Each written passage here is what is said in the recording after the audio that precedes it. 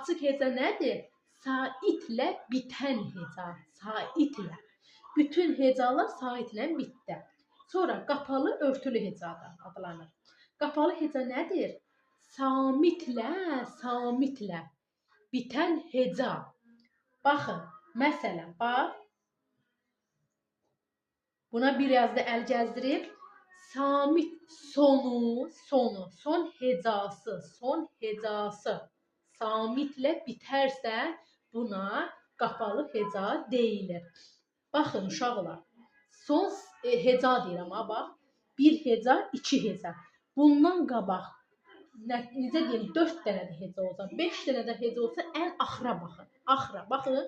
Görürsünüz, axıra baxdım. Başa düşdünüz?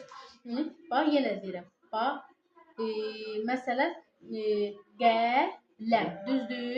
Baxın, birinci heca demirəm, ən axırıncı hecası samitlə bitərsə, baxın, burada da samitlə bitib, burada da samitlə bitib. Ən axırıncı hecası samitlə bitərsə, bu qapalı hecadır. Saf heca nədir? Saf heca hecalara ayrılan zaman, tək heca düşürsə, tək saitdən ibarət olursa, bu saf hecadır.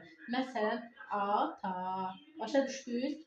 Yəni, hecalara ayrılan zaman, görürsünüz, 2 dənə hecaya ayrılır. Ayrılan zaman tək sait düşərsə, bu saf hecadır. Tək saitdən ibarət olarsa, yəni hecaların biri tək saitdən ibarət olarsa, burada 2 dənə hecadır. Görürsünüz, 2 yerə ayrılır. 2 dənə də sait var. Amma tək sait düşərsə, tək sait olarsa, bu saf hecadır. Yenə də deyirəm, heca nədir? Heca sözü asanlıqla bölür. Biz hecanı necə tapırıq? Sizə sual verəcəm ki, biz hecanı necə tapırıq? Bir sözdə neçə dənə sait varsa, o qədər də heca var.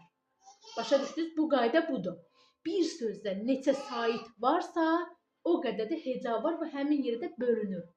Sonra saitlərin 3 növü var. Açıq heca. Saitlər nədir? Hecanın 3 növü var. Açıq heca, qapalı heca, saf heca. Saitlə bitərsə açıq hecadır. Son hecası. Bax, yenə də deyirəm, bundan əlavə 4 dənə də heca ola bilər. Ən əsas sona baxırıq, sona. Son hecası samitlə bitərsə, bu qapalı heca.